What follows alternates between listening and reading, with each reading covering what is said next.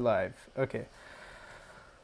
Hi, my name is Matt Viegas. So I wanted to talk really quick about this spring break trip I took about six years ago. It was around this time near my birthday. My birthday is actually tomorrow.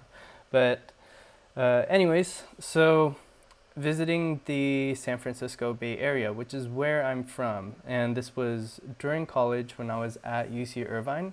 It was part of a program called Alternative Spring Break through the Volunteer Center for Service and Action.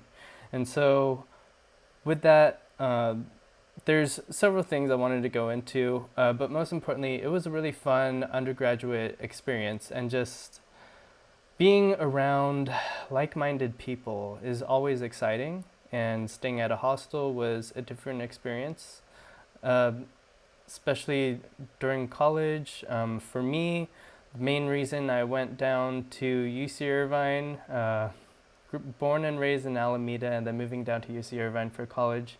Main reason I did that is so I could grow and be away from family. But anyways, let's get into it. So healthcare policy is a very big topic. I'm just going to talk a little bit about what I remember now learning from then. Even though I'm in PT school right now, I'm not going to go there because that's a bit much with like HMOs and PPOs and stuff. But meeting Wendy Georges, this really intelligent, bright social worker for Alameda County. She was a University of California, Berkeley alumnus, and just listening to her and myself and this group of students talking about her plans with mobile health clinics and just the way it's set up and designed, and just this whole spiel about like plan of care, and really thinking about through and through what it takes for a houseless individual to receive health care, like what factors into that, even with transportation. I actually do have experience like taking the AC Transit, taking BART, which is the bus, and the subway, and I've had positive experiences with that, but it's certainly a barrier to healthcare if transportation, especially taking public transportation, is one of those issues. So this whole idea behind mobile health clinics, I haven't kept up too much with it lately right now, but there was an article I posted within my blog post where Wendy talked more in depth about that, if you're interested in hearing more about that. But all the volunteer experience, it was really eye-opening. Even just doing a soup kitchen, St. Vincent de Paul, and serving the houseless individuals there, seeing them all line up and waiting for the food, and then myself and the group of students just preparing food, going through the fridge and sorting boxes, sorting things out, and trying to help out where we could. It was really great because the person who organized it, she's still one of my friends today, Jess Hinton, and she did a really awesome job with planning through and through the whole trip, driving up, driving down, and like all the people that we met. So just gonna briefly touch upon like the names of the organizations we helped out with, like ReCares with medical equipment, durable medical equipment like walkers, and distributing that to individuals who need it, all run through donations in the Bay Area. And also VITA, which is more of an international organization and just distributing donated medications that aren't expired to other countries, mainly in South America or Central America.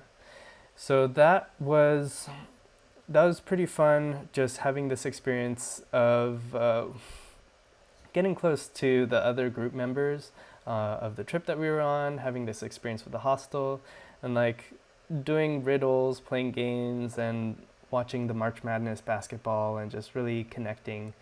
And how we're still college students, but we're pretty motivated because we all wanted to go on this trip to learn more about healthcare and volunteer as well.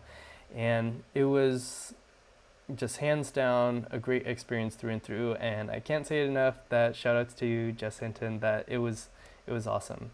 And I was so glad to be a part of it and to share my experience since I am from the Bay Area. So what I want to talk about now is just a little snippet of like how the culture or the dynamics of things work. So before I begin, one of the quotes I said in my blog post is about how all in all, through and through, as a community, as a group, we should be addressing the medical needs of every individual who needs it.